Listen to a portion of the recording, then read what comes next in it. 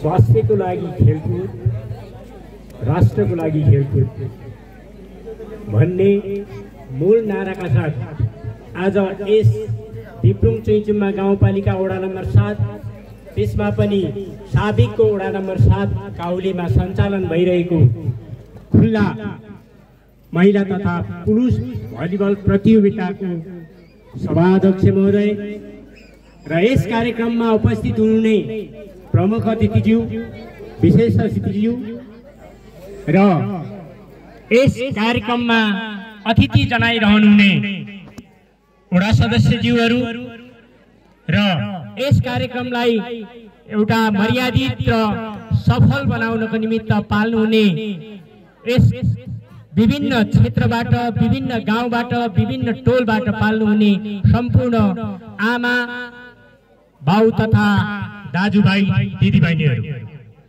त्यसै गरेर यस कार्यक्रममा पाल्नुहुने खेल प्रेमी मित्रहरू र यस कार्यक्रमलाई एउटा सही ढङ्गले मार्गदर्शन दिनको निमित्त अथवा सुरक्षा प्रदान गर्नको निमित्त पाल्नुहुने सुरक्षा कर्मी मित्रहरू, स्वाभाविक रूपमा आज हामी 2022 सालको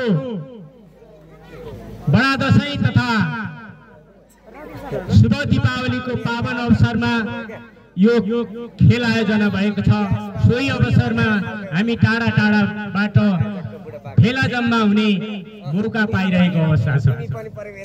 स्वाभाविक रूपमा यो खेल स्वास्थ्य मात्रै नभनौं, यसले हामीलाई एकताको पंक्तिमा पनि लाने गर्छ। मलाई थाहा छ हामी एक पक्षमा एक खालको झुण्ड तयार गर्छौं र अर्को पक्षले अर्को झुण्ड तयार गरेर दुई झुण्ड बीचमा प्रतिस्पर्धा गर्ने गर्छौं। यसरी प्रतिस्पर्धा गरिरहँदा एकले अर्कालाई हराउनु पर्ने अवस्था रहन्छ, एकले जित्नु पर्ने, अर्कोले हार्नु पर्ने निश्चय एउटा प्रक्रिया हो।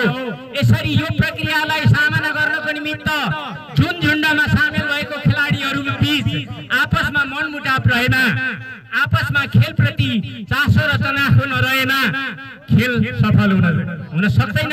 त्यसैले पनि यो हामीलाई लाग्छ खेल एकताको निमित्त पनि एउटा पाठ सिकाउने माध्यम हो।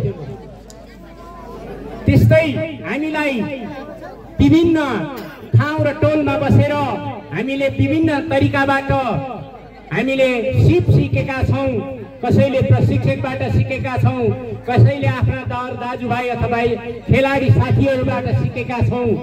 जुन ढङ्गले हामीले सिकेका छौं आज हामी आएर त्यो खेल मैदानमा प्रस्तुत गर्न गइरहेका छौं।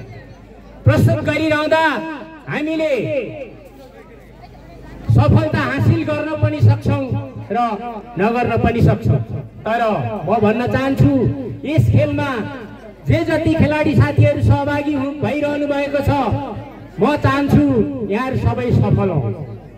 तर हाम्रो खेल नियमले र हामीलाई खेलको परिधिले एउटालाई काखा र एउटालाई पाखा लाउने नै हो र त्यो प्रक्रिया रहि नै रहन्छ, आज रहन्छ, भोलि पनि रहिरहन्छ।